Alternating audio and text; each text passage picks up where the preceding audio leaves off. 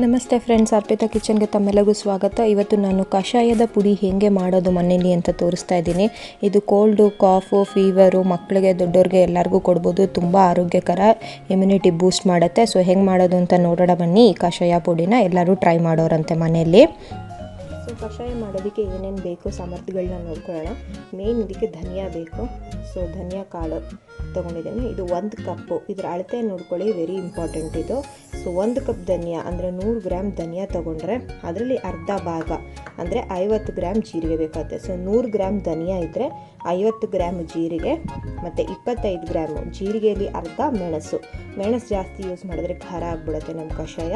So ಹಾಗಾಗಿ ನೋಡ್ಕೊಳ್ಳಿ, ಇದು ಅಳತೆ 100 ಗ್ರಾಮ್. 1 ಕಪ್ ಧನಿಯಾ ತೊಗೊಂಡ್ರೆ ಅರ್ಧ ಕಪ್ಪು ಜೀರಿಗೆ, 1/4 ಕಪ್ಪು ಮೆಣಸು, ಇದು ಅಳತೆ.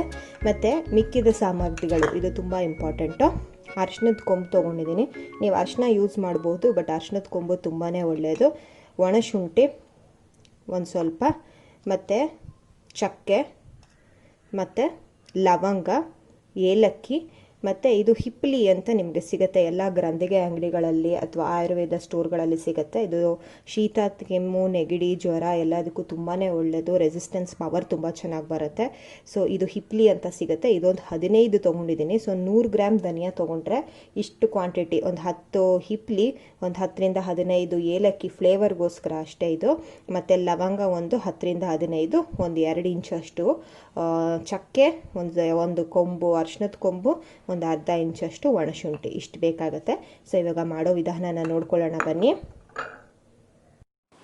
ಈಗ ನಾನೊಂದು ಬಾಣಲೆ ಅಥವಾ ಕಡಾಯಿ ಇಟ್ಕೊಂಡಿದ್ದೇನೆ. ಇದಕ್ಕೆ ಫಸ್ಟು ಧನಿಯಾ ಹಾಕೋಣ. ಧನಿಯಾ ಹಾಕಿ ಹುರ್ಕೊಳ್ಳೋಣ. ಬೇರೆ ಎಲ್ಲ ಸಾಮಗ್ರಿಗಳನ್ನ ಬೇರೆ ಹುರ್ಕೊಳ್ಳೋಣ. ಯಾಕೆ ಈ ಥರ ಮಾಡ್ತಿದ್ದೀರಾ, ಎಲ್ಲನೂ ಒಟ್ಟಿಗೆ ಹಾಕ್ಬೋದಲ್ಲ ಅಂತ ಕೇಳ್ಬೋದು. ಧನಿಯಾ ನಾವು ಹುರಿದು ಪುಡಿ ಮಾಡಿದಾಗ ಇದರಲ್ಲಿ ತುಂಬ ಹೊಟ್ಟಿನ ಅಂಶ ಇರುತ್ತೆ. ಸೊ ನಾವು ಜರಡಿ ಆಡಬೇಕಾಗತ್ತೆ ಇದನ್ನು.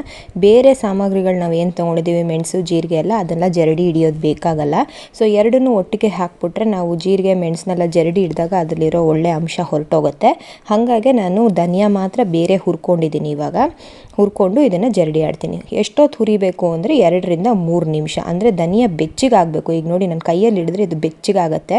ಅಷ್ಟಾದರೆ ಸಾಕು. ಇದನ್ನು ಹುರ್ಕೊಂಡು ಇದನ್ನು ಒಂದು 2ರಿಂದ 3 ನಿಮಿಷದ ಕಾಲ ತಟ್ಟೆಗೆ ತೆಕ್ಕೊಂಡು ಬಿಡೋಣ, ಅದು ಆರಲಿ. ಸೇಮ್ ಕಡಾಯಿಗೆ ನಾನೀಗ ಬೇರೆ ಸಾಮಗ್ರಿಗಳು ಹಾಕೋತಾ ಇದ್ದೀನಿ. ಮೆಣಸು, ಜೀರಿಗೆ, ಮತ್ತು ನಾವೇನು ತೊಗೊಂಡಿದ್ವಲ್ಲ ಹಿಪ್ಪಲಿ ಮತ್ತು ಒಣಶುಂಠಿ, ಅದನ್ನು ಹಾಕೋತಿದ್ದೀನಿ. ಒಣಶುಂಠಿ ಸ್ವಲ್ಪ ಜಜ್ಕೊಂಡಿದ್ದೀನಿ, ಮಿಕ್ಸಿಗೆ ಹಾಕಿದಾಗ ಚೆನ್ನಾಗಿ ಪುಡಿ ಆಗಲಿ ಅಂತ ಹಿಪ್ಪಲಿ ಹಾಕ್ತಾಯಿದ್ದೀನಿ. ಮತ್ತು ಏಲಕ್ಕಿನ ಸಿಪ್ಪೆ ತೆಗಿಬೇಡಿ, ಸಿಪ್ಪೆಲೇ ನಿಮಗೆಲ್ಲ ಅಂಶ ಇರೋದು, ಅದು ತೆಗೆದುಬಿಟ್ರೆ ಚೆನ್ನಾಗಿರಲ್ಲ. ಲವಂಗ ಮತ್ತು ಚಕ್ಕೆ, ಅರಿಶಿನದ ಕೊಂಬು, ಇಷ್ಟನ್ನು ಹಾಕಿ ಇದೊಂದನ್ನು 2ರಿಂದ 3 ನಿಮಿಷ ಘಮ್ ಅನ್ನತ್ತೆ. ಇದು ಹುರಿತಾ ಇದ್ದಾಗ ಅಲ್ಲಿವರೆಗೂ ಹುರ್ಕೊಳ್ಳೋಣ ಇದನ್ನು ಚೆನ್ನಾಗಿ. ನಾವು ಇದು ಹುರಿತಾ ಇದ್ದಾಗ ಬರುತ್ತಲ್ಲ ಸುವಾಸನೆ, ಅದನ್ನು ನಾವು ಹಿನ್ನೆಲೆ ಮಾಡೋದ್ರಿಂದ ನಮಗೆ ಮೂಗು ಕಟ್ಟಿದ್ರೆ ಅಥವಾ ಮಕ್ಕಳಿಗೆ ಯಾರಿಗಾರು ಗಂಟ್ಲಲ್ಲಿ ಕೊರ ಅಂತಿದ್ರೆ, ವಾಯ್ಸ್ ಚೇಂಜ್ ಆಗಿದ್ರೆ ಅದೆಲ್ಲ ಹೊರಟೋಗುತ್ತೆ. ಈ ಥರ ಅಡುಗೆಗಳು, ಸಾಂಪ್ರದಾಯಿಕ ಅಡುಗೆಗಳನ್ನ ಮನೇಲಿ ಮಾಡಿ ಫ್ರೆಂಡ್ಸ್. ತುಂಬಾ ಒಳ್ಳೆಯದು ಇದು ದೇಹಕ್ಕೆ. ಮನೇಲಿ ಮಾಡೋದ್ರಿಂದ ನಾನು ಹೇಳಿಲ್ವ, ವಾಸನೆ ತೊಗೊಂಡ್ರೆ ಅರ್ಧ ಕಾಯಿಲೆ ಹೊರಟೋಗುತ್ತೆ. ಸೊ ಇದನ್ನು ಘಮ್ ಅನ್ನೋವರೆಗೂ ಹುರಿಯೋಣ ನಾವು. ಇದನ್ನು ಹುರಿದು ತಣ್ಣಗಾದ್ಮೇಲೆ ನಾವು ಇದನ್ನು ಪೌಡ್ರ್ ಮಾಡ್ಕೋಬೇಕಾಗತ್ತೆ. ಸೊ 3ರಿಂದ 4 ನಿಮಿಷದ ಕಾಲ ಚೆನ್ನಾಗೆ ಹುರ್ಕೋತಾ ಇದ್ದೀನಿ ನಾನು ಎಲ್ಲನೂ. ಇದರಲ್ಲಿ ಆಯುರ್ವೇದ ಗುಣಗಳು ತುಂಬಾ ಇದೆ. ಸೊ ನಮ್ಮ ಮನೇಲೇ ಸಿಗುವಂಥ ಎಲ್ಲ ಸಾಮಗ್ರಿಗಳು ಯೂಸ್ ಮಾಡಿಕೊಂಡು ನಾವು ಶೀತ, ಕೆಮ್ಮಡಿಗೆ ಪರಿಹಾರ ತೊಗೋಬೋದು. ಈಗ ಹುರಿದಿದ್ದೀನಿ, ಇದನ್ನೊಂದು ತಟ್ಟೆಗೆ ತೆಕ್ಕೊಂಡು ಆರಕ್ಕೆ ಬಿಡ್ತೀನಿ. ಈಗ ನಾನು ಧನಿಯಾ ಹುರ್ಕೊಂಡಿದ್ದೆ ಅಲ್ವಾ, ಅದು ಆರಿದೆ. ಅದನ್ನು ನಾನೀಗ ಮಿಕ್ಸಿ ಜಾರ್ಗೆ ಹಾಕ್ಕೊಂಡು ಪುಡಿ ಮಾಡ್ಕೊತಿದ್ದೀನಿ. ನಾನು ಆಗಲೇ ಹೇಳ್ದಂಗೆ ಬೇರೆ ಬೇರೆ ಪುಡಿ ಮಾಡ್ಕೊತೀನಿ ನಾನು ಇದನ್ನು. ಸೊ ಧನಿಯಾನ ಫಸ್ಟು ಪುಡಿ ಮಾಡಿಕೊಂಡು ಜರಡಿ ಆಡ್ಕೊಳ್ಳೋಣ. ಸೊ ನೋಡಿ, ಇವಾಗ ನಾನು ಧನಿಯಾ ಪುಡಿ ಮಾಡಿದ್ದೀನಿ. ಎಷ್ಟು ಹುಟ್ಟಿನ ಅಂಶ ಇದೆ ಅಲ್ವಾ. ಸೊ ಇದನ್ನು ಜರಡಿ ಆಡೋಣ ಬನ್ನಿ. ಸೊ ನಾನೊಂದು ತಟ್ಟೆಗೆ ಹಾಕ್ಕೊಂಡು ಇದನ್ನು ಜರಡಿ ಹಿಡಿತಾ ಇದ್ದೀನಿ. ಸೊ ಜರಡಿ ಹಿಡಿದಾಗ ಒಂದೇ ಸಲ ನಿಮಗೆ ನೈಸಾಗಿ ಬರಲಿಲ್ಲ ಅಂದರೆ ಈ ಹೊಟ್ಟೆ ಏನಿರುತ್ತಲ್ವ, ಅದನ್ನು ಇನ್ನೊಂದು ಸಲ ಮಿಕ್ಸಿ ಮಾಡಿ ಇನ್ನೊಂದು ಸಲ ಜರಡಿ ಆಡಿ. ಅದೇ ಥರ 2-3 ಸಲ ಮಾಡಿದ್ರೆ ನಿಮಗೆ ಚೆನ್ನಾಗೆ ಧನಿಯಾ ಪುಡಿ ಬಂದ್ಬಿಡುತ್ತೆ. ಸೊ ಇವಾಗ ಆಗಿದೆ ಇದು. ತಿರ್ಗಾ ನಾನು ಇನ್ನೊಂದು ಮಿಕ್ಸಿ ತೊಗೊಂಡು ಬೇರೆ ಎಲ್ಲನೂ ಬೇರೆ ಪುಡಿ ಮಾಡ್ಕೊಳ್ತೀನಿ.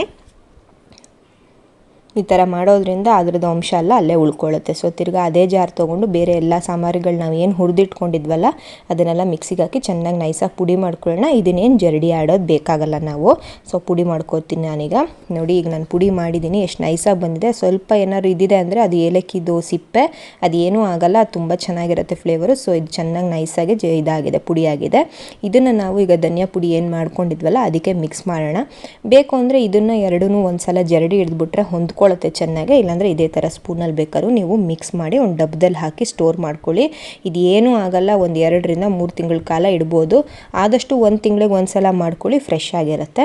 ಸೊ ಇದನ್ನು ಹೆಂಗೆ ಯೂಸ್ ಮಾಡೋದು ಅಂತ ತೋರಿಸ್ತೀನಿ ಬನ್ನಿ. ಇವಾಗ 1 ಲೋಟ ಹಾಲು ಕಾಯಿಸಿದ್ದೀನಿ ನಾನು. ಇದಕ್ಕೊಂದು ಸ್ವಲ್ಪ ಬೆಲ್ಲ ಹಾಕ್ತಾಯಿದ್ದೀನಿ ಟೇಸ್ಟ್ಗೆ. ಕಷಾಯ ಪುಡಿ ಜೊತೆಗೆ ಬೆಲ್ಲ ತುಂಬ ಚೆನ್ನಾಗಿ ಹೋಗುತ್ತೆ. ಸಕ್ಕರೆ ಯೂಸ್ ಮಾಡಬೇಡಿ. ಇದಕ್ಕೆ ನಾವು ಏನು ತಯಾರಿಸಿದ್ವಲ್ಲ ಕಷಾಯದ ಪುಡಿ, ಅದನ್ನೊಂದು ಅರ್ಧ ಚಮಚ ಹಾಕಿ ಮಿಕ್ಸ್ ಮಾಡಿ ಚೆನ್ನಾಗಿ ಉಕ್ಕಿ ಬರಲಿ ಹಾಲು. ಆ ಕಷಾಯದ ಪುಡಿ ಹಾಕಿ ಆಫ್ ಮಾಡಿ ಬಿಟ್ಟುಬಿಡಿ. ಸ್ವಲ್ಪ ತಣ್ಣಗಾದ್ಮೇಲೆ ಉಗುರು ಬೆಚ್ಚಗಿದ್ದಾಗ ಕುಡೀರಿ. ನಮ್ಮ ಕಷಾಯ ಸಿದ್ಧವಾಗಿದೆ. ಕೋಲ್ಡು, ಕೆಮ್ಮು, ಕಾಫು, ಜ್ವರ ಏನೂ ನಿಮ್ಮ ಹತ್ರ ಸುಳಿಯಲ್ಲ.